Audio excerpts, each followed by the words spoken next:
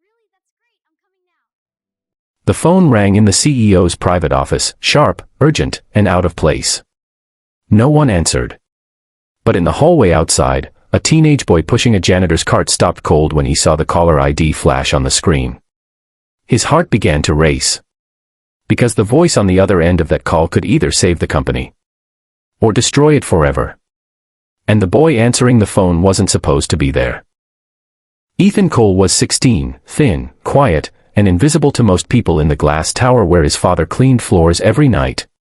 His dad, Marcus, had worked as a janitor there for 12 years, long hours, low pay, and zero recognition. Ethan often waited for him after school, sitting in empty conference rooms doing homework while his father finished mopping. That evening, the building buzzed with tension. Everyone knew the CEO, Richard Hale, was about to close the biggest deal of his life.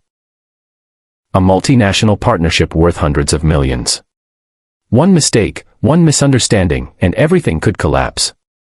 Richard Hale wasn't in his office when the call came. He was in a closed meeting down the hall, arguing with lawyers, voices raised, tempers flaring. His assistant had stepped out. The office was empty. Except for Ethan. He had been returning a misplaced tablet when the phone rang. At first, he froze. He knew the rules, don't touch anything. His father had warned him 100 times, we don't exist here. We clean, we leave. But the phone kept ringing. And ringing. The caller ID showed a foreign number and the name of a company Ethan recognized instantly.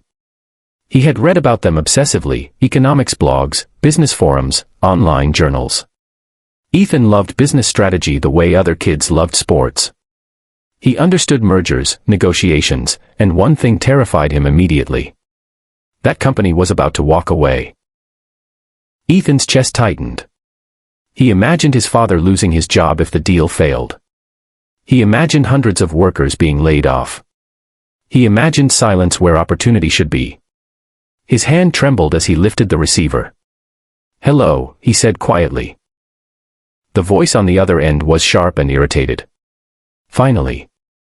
We are terminating the agreement. Your CEO has ignored 3 warnings.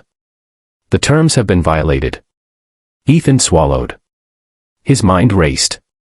He remembered an article, Clause 14b, communication delays due to internal restructuring. He remembered the loophole. The safeguard. The solution no one had noticed. "Sir," Ethan said, his voice steadier than he felt, "with respect, the delay you're referencing falls under the grace provision. If you review Appendix C, subsection 2, the agreement remains valid for another 24 hours. Silence. Then disbelief. "Who is this?" "I'm someone who's been paying attention." The men asked questions. Ethan answered calmly, carefully, pulling facts from memory, connecting dots that executives had missed. 10 minutes passed. Then 20. By the time the call ended, the deal was no longer dead. It was stronger than before.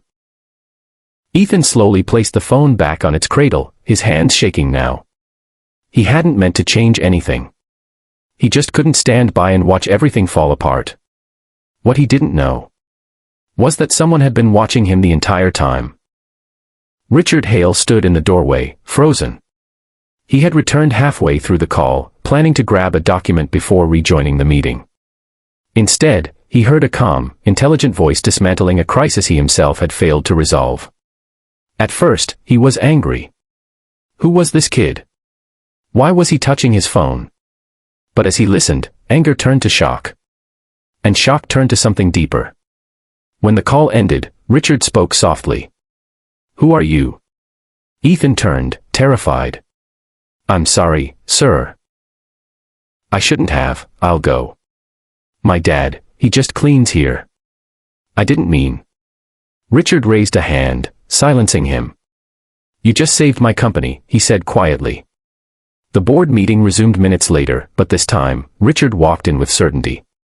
The deal closed. Applause filled the room. Careers were secured. Futures stabilized. Yet Richard couldn't stop thinking about the boy. The next morning, Marcus arrived for his shift as usual, unaware that his life was about to change. He was called into the CEO's office, something that had never happened before. He expected reprimand, termination, humiliation. Instead, Richard stood up and said, "Your son is a genius." Marcus stared, confused. Richard explained everything. There were tears in Marcus's eyes as he looked at Ethan, not just pride, but regret. Regret for every time he had told his son to stay invisible. To stay quiet. To stay small. Richard didn't offer charity. He offered opportunity. A scholarship. A mentorship. A future built on recognition, not pity. Months later, Ethan no longer waited in hallways. He walked them with purpose. And Marcus no longer cleaned floors, he managed a team, respected and valued. The company thrived. But the real lesson wasn't about money or deals. It was about this. Brilliance can come from anywhere. And sometimes, the most important voice in the room belongs to the person everyone ignores.